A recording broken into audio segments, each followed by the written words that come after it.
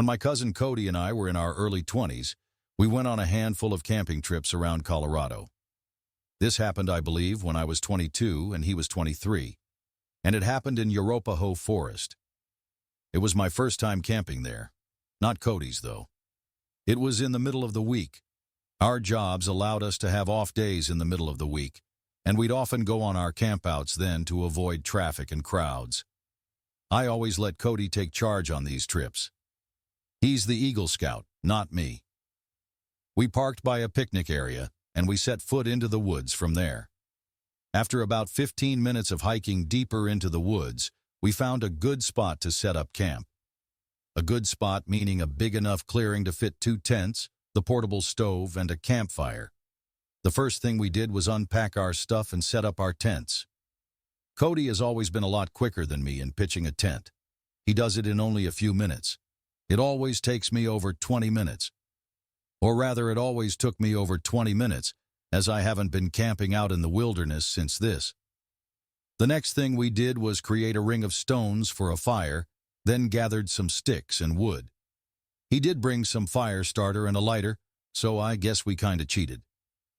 But, oh well. It was at the point in the day when the sun was going down.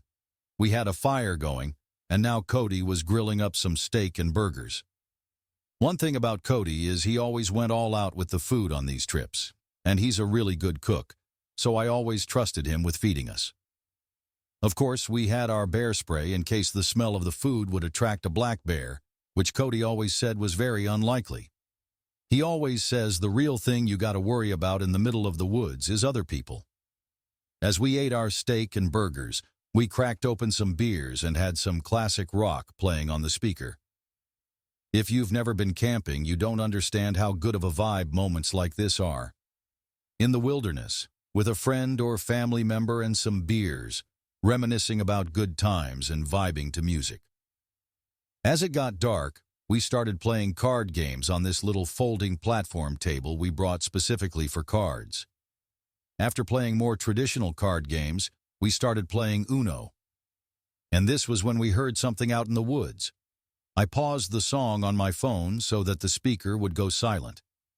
It was clear now.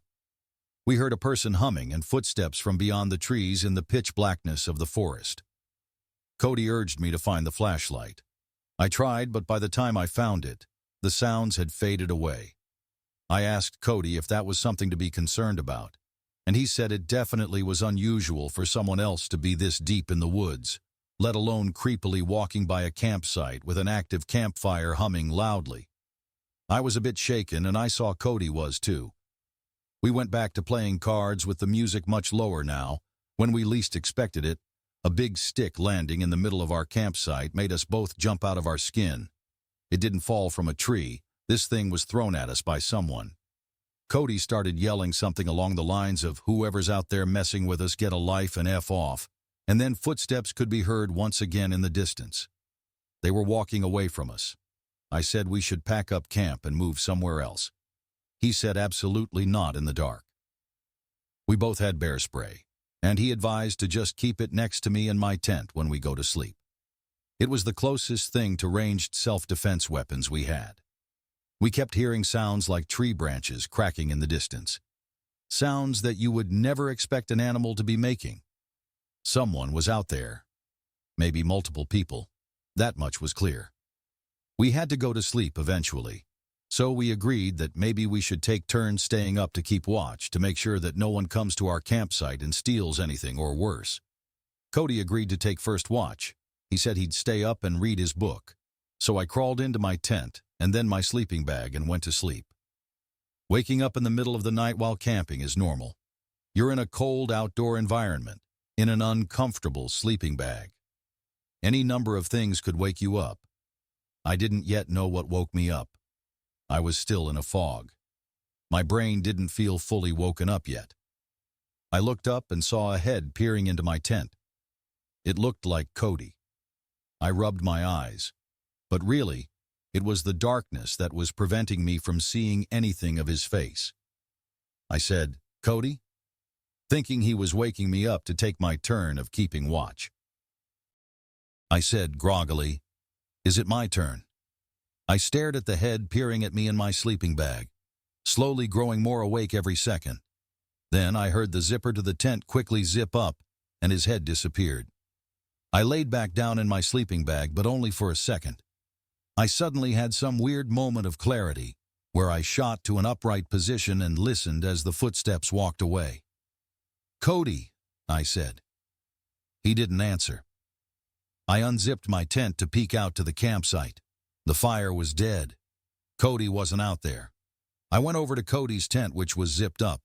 I unzipped it and looked inside to see Cody fast asleep in his sleeping bag. I got chills, goosebumps, whatever you want to call it. I almost shit myself at the realization. I started shaking him awake, and when he finally awoke, I told him someone's here, at the campsite. It took him a minute to come back to reality, just like I did. But when he did, he grabbed his bear spray. He said he must have dozed off while reading. He said I should sleep in the tent with him tonight. But to do that, I'd need my sleeping bag. He came outside of the tent with me and stood watch as I ran to my tent to grab my sleeping bag. In my tent, grabbing my sleeping bag, I heard that goddamn humming again from outside. I grabbed it, and Cody whispered at me to hurry up. I said, "You hear that too?" He said yes. We both got back in his tent and zipped it up with our cans of bear spray by our sides. I tell you, in those moments, I wanted nothing more than for a bear to come and save the day. The hours dragged on as I stayed up while Cody slept. After 3 long, horrible hours, I woke him up and we switched. When Cody woke me up, it was almost dawn. There was light outside. So we packed everything up, and by the time we were done, there was plenty of light to hike back to the car. While we could have driven somewhere else and had another night of camping elsewhere, neither of us were feeling it anymore. This was a haunting experience, and I think we both just wanted to be in the safety of our houses. It's been 6 years since this happened, and he's hit me up a few times since then about camping. But I haven't really had interest since this experience. People are just too scary. Why was someone out there stalking our campsite? And the sight of that person's head in the dark, just looking into my tent. It was straight up from a nightmare. I may never go camping again, honestly. When my friends and I rented a beach house in Florida, I never could have expected how things would have turned out. It was the 4 of us in a cramped car driving down there. The house was directly on the beach. It was on this road that had the bay in front of the house across the street, and then in the backyard was literally the beach. There were some huge houses on this road, and some smaller, more normal-looking ones. This was one of the more modest-looking ones. It had 4 bedrooms, so a bedroom for each of us. The houses were spaced out on this road, creating a sense of privacy, and the whole time we were unloading the car out front. Not a single car passed by on this road. The interior of the house was decent. It wasn't spectacular, but it was modest, clean, and the owners were really pushing a beach theme with the wall decor. I guess it would make sense considering the location. There was even a decorative surfboard in one corner of the living room behind the TV. The living room looked out to the back deck, which then looked out to the beach. The view was amazing. The deck wasn't elevated very high off the ground. It was just 2 steps down and onto the sand. We all claimed our bedrooms. I managed to get one of the rooms with a view of the beach. First thing we did after settling in was, of course, walking outside and laying on the beach. We all went in the water at one point and then played football. We were definitely on the beach for a few hours. We seemed to be the only ones on the beach apart from this older-looking couple way down the beach. Afterwards, we went out to eat and then started bar hopping in the town area. When we Ubered back, it was dark out. We went outside on the beach to fuck around and play late-night football while we were kinda drunk. As I was running to grab the ball after missing a catch, I noticed something in the water. The moon reflecting on the ocean was the only reason I could see it. I said, "What the fuck is that?" out loud, and then realized it was a person standing in the water, about waist deep. My friends looked over and said they saw it too. It was only a little weird because of the time. It was like past midnight. But hey, if a local wants to go for a midnight swim, that's their business.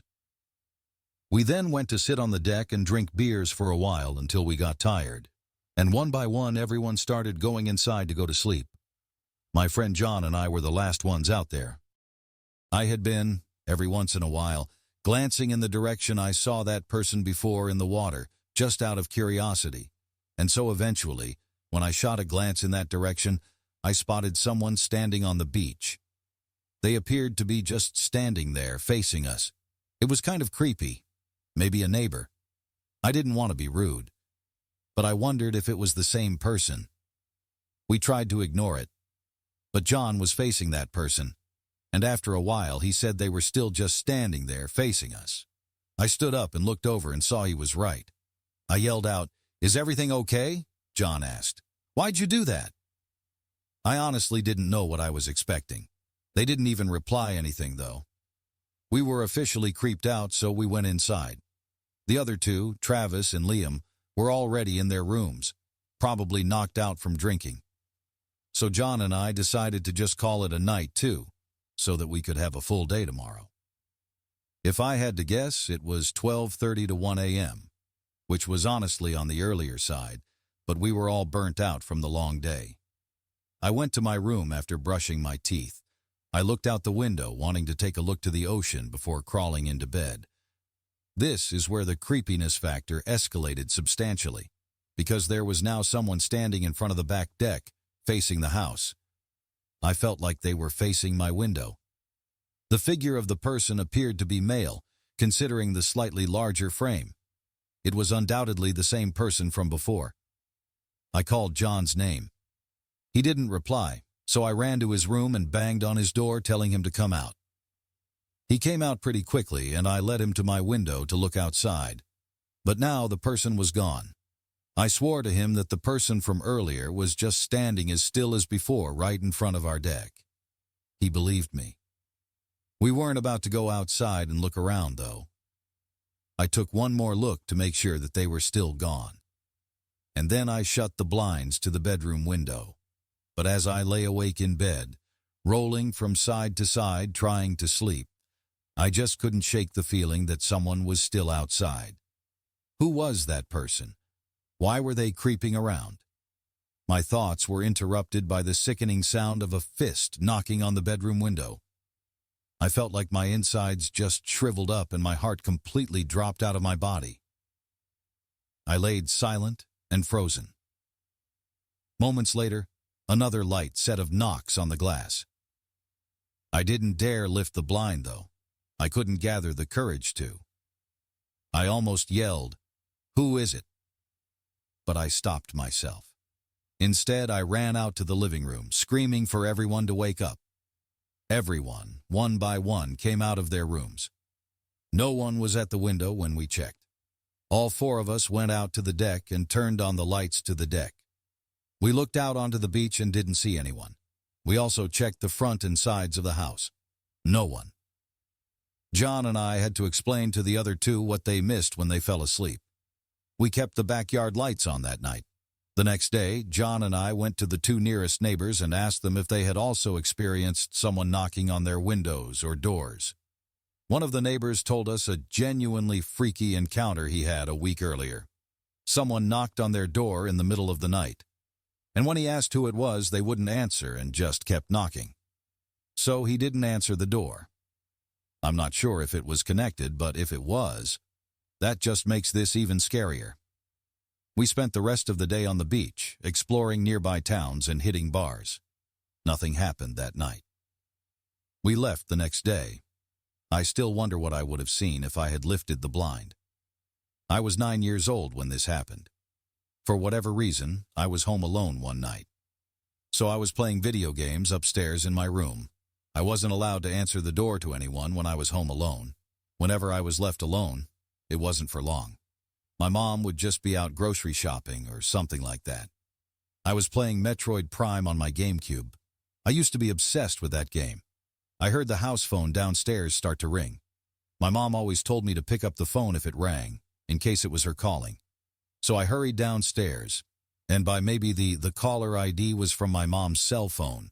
She said, I replied, "Mom?" She said back, "Yes." I felt like something sounded off with her voice. You obviously know your own mom's voice, and so even at such a young age when I was questioning why it didn't sound like her, I said, "Why do you sound like that?" She replied, "Like what, sweetie?" And I hung up. My mom would never use the word sweetie like that, especially twice in a matter of seconds. The phone rang again, and my mom's number came up on the caller ID again. I ignored it. For some reason, my heart was racing. I was nervous. I sat in the kitchen, waiting to see if the phone would ring a third time, and it did. It took a couple minutes before the third ringing, but when I checked the caller ID, this time it was a different number. I picked up, and a man's voice on the other end said, "Hey, James, I know this is going to sound weird, but it's your dad. I'm outside." All I could mutter out was a weak, "What?" The man said, "I'm outside. I have a lot to explain." I hung up right then and there. My dad died when I was 3. I have no memories of him. My suspicion was in fact true that the first voice I heard was not my mom's. The phone rang again, and then again after that. I ignored it each time. I couldn't even call my mom because someone clearly had her phone. Then things took a turn for the worse when there were knocks at the front door. This went from a someone has my mom's phone situation to a someone is outside the house situation. My mom would not be knocking on the door. She'd have a key, obviously. I peered around the wall of the kitchen to look at the front door.